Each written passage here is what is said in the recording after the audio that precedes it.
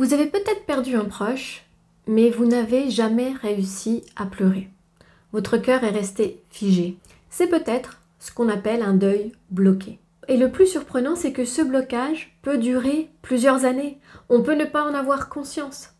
Jusqu'au jour où un événement, un nouveau deuil, que ce soit d'un proche, d'une personne plus ou moins éloignée, d'un animal ou d'une rupture amoureuse, un déclencheur va faire remonter toutes les émotions d'un coup.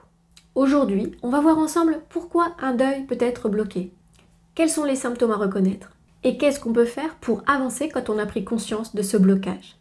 N'hésitez pas dès à présent à vous manifester dans les commentaires et me dire si vous êtes concerné par ce deuil bloqué ou si vous connaissez des personnes qui pourraient l'être.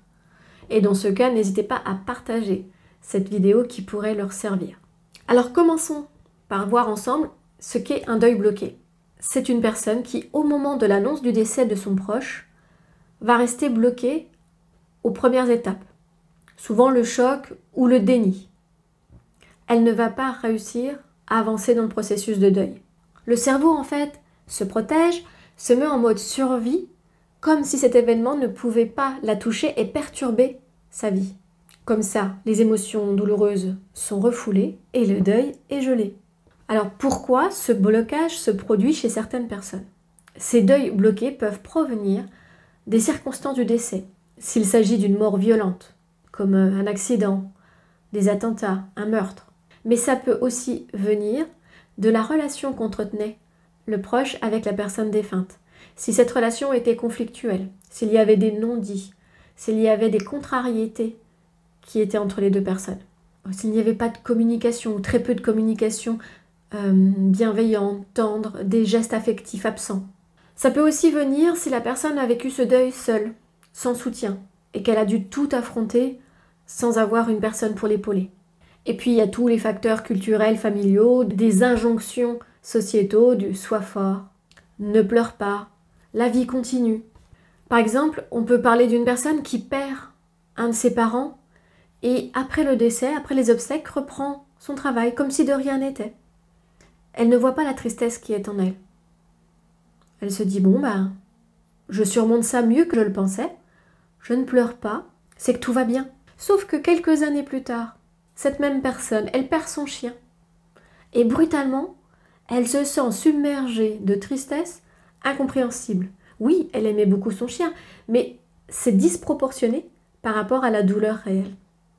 En fait, ça a réveillé le deuil de son parent disparu quelques années plus tôt. C'est comme une vague qui arrive et qui l'inonde. Et là, elle a l'impression de se noyer. Elle ne comprend pas. Et il y a plein de pensées qui lui arrivent, de culpabilité, d'échanges ou de contrariétés qu'elle aurait eues avec ce parent et qui finalement n'ont pas été résolues. S'autoriser à vivre ce moment, c'est le début de la guérison. Alors pour savoir si quelqu'un est concerné dans votre entourage, si vous-même vous êtes concerné, il y a des symptômes à repérer. Déjà, le fait qu'une personne ait eu un deuil, perdu un proche, mais n'a pas été plus effondrée, n'a pas pleuré. Déjà, c'est un premier symptôme que vous pouvez repérer. Et puis, il y a ce sentiment finalement de solitude. La personne peut se sentir incomprise, elle peut s'isoler, mais totalement inconsciemment. Il y a toujours ce sentiment de culpabilité, il y a toutes ces émotions qui peuvent remonter de temps en temps et repartir, mais qui ne sont pas consciemment reliées à la perte du proche. On peut aussi repérer que ces personnes ont une espèce d'hyperactivité. Elles s'occupent pour ne pas justement s'effondrer. On ne parle pas du défunt. Ça ne sert à rien finalement, il n'est plus là. À quoi ça sert d'en parler? Et puis il peut y avoir des comportements un petit peu borderline, c'est-à-dire quelqu'un qui va s'amuser à faire trop la fête, trop boire, trop fumer. Un comportement excessif. Et cette même personne peut avoir des problèmes de sommeil, des cauchemars, des insomnies, une fatigue chronique, des douleurs inexpliquées, que ce soit des maux de tête, des douleurs abdominales, un affaiblissement de son système immunitaire qui fait qu'elle attrape toutes les petites maladies, tous les petits virus qui traînent autour d'elle. L'épuisement fait qu'elle a aussi des pertes de mémoire, elle a du mal à se concentrer, elle a des troubles cognitifs, une espèce d'épuisement mental avec des ruminations excessives. Et puis régulièrement des pensées sur la mort, des questions et peut-être même des obsessions autour de la mort. Alors si vous reconnaissez ces symptômes chez vous ou chez une personne de votre entourage, il est possible qu'il s'agisse d'un deuil bloqué. Un deuil bloqué, c'est souvent le résultat de la combinaison de la protection du cerveau pour ne pas vivre des émotions trop douloureuses, une souffrance trop intense, une pression sociale avec toutes les injonctions de « il faut être fort »,« il faut surmonter »,« sois courageux »,« ça va passer », et puis des traumatismes passés. Mais alors, quelle est la différence entre deuil pathologique, dont je vous ai déjà parlé dans une vidéo, et d'ailleurs je vous mets le lien ici si vous voulez la revoir, ou la découvrir pour ceux qui ne l'ont pas encore vue. Quelle est la différence finalement entre le deuil pathologique et le deuil bloqué? Il y a déjà une première différence, c'est que le deuil bloqué, je l'ai dit tout à l'heure, il concerne les personnes qui se sont arrêtées au premier stade du processus de deuil, au choc ou au déni. Tandis que le deuil pathologique, c'est un deuil qui avance et qui recule en permanence sur toutes les phases du deuil. La personne est triste, elle est en colère, elle est dans le déni, elle devient triste. En fait, on a des dépressions profondes. Alors la première personne, elle n'a pas d'émotions ou très peu d'émotions, on va dire, visibles dans le quotidien, tandis que la personne qui est en deuil pathologique va vivre des émotions exacerbées. Donc, pas d'émotions pour le deuil bloqué, des émotions cachées, et trop d'émotions pour le deuil pathologique. Il y a une deuxième différence qui est la sensation de vide intérieur pour le deuil bloqué. Il n'y a rien, il y a une absence, un vide, un trou.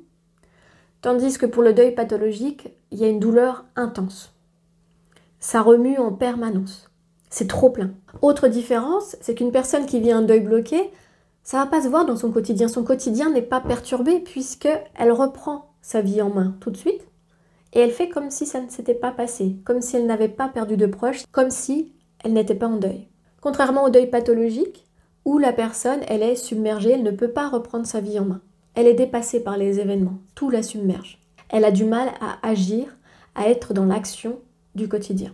Et une autre différence, c'est ce déclencheur au niveau du deuil bloqué qui va submerger. Il y a une réaction violente, une réaction soudaine au niveau des émotions. Tandis que le deuil pathologique, ces émotions, elles sont continues, elles sont permanentes. Il ne faut pas attendre un autre déclencheur pour vivre ces émotions. Et encore une fois, je vous invite à revoir le deuil pathologique si vous en avez besoin pour vous rendre compte de ces différences. Alors quels sont les outils? Comment on débloque justement un deuil bloqué? Comment peut-on faire? Déjà, il va falloir laisser le déclencheur agir. On n'a pas le choix que d'attendre ce déclencheur. On ne peut pas vraiment savoir que c'était bloqué tant qu'on n'a pas cette vague, tant qu'on n'a pas ces émotions qui remontent.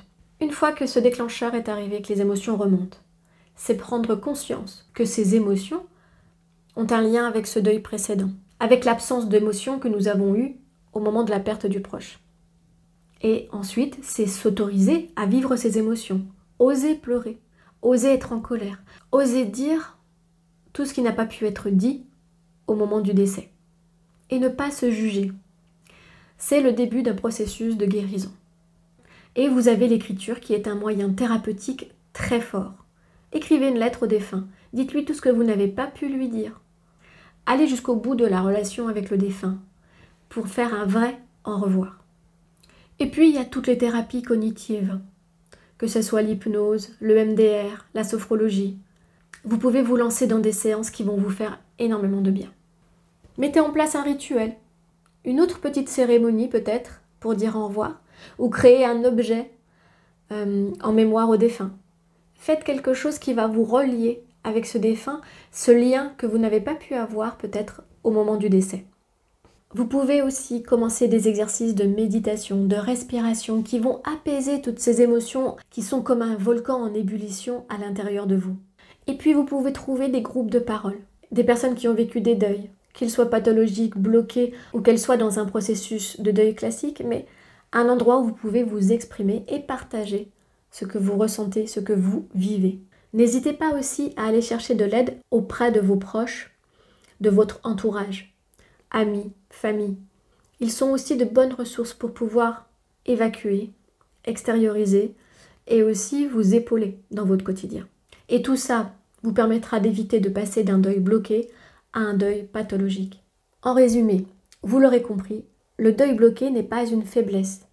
C'est dans un premier temps une protection de votre cerveau qui vous permet de rester en mode survie. Et le chemin de la guérison, c'est de commencer à accepter de ressentir ces émotions, et de vivre ces émotions.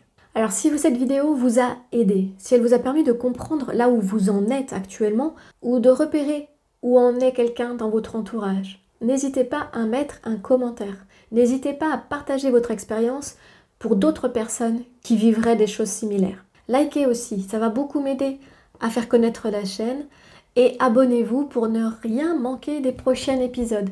Je vous remercie pour votre fidélité et je vous dis à bientôt.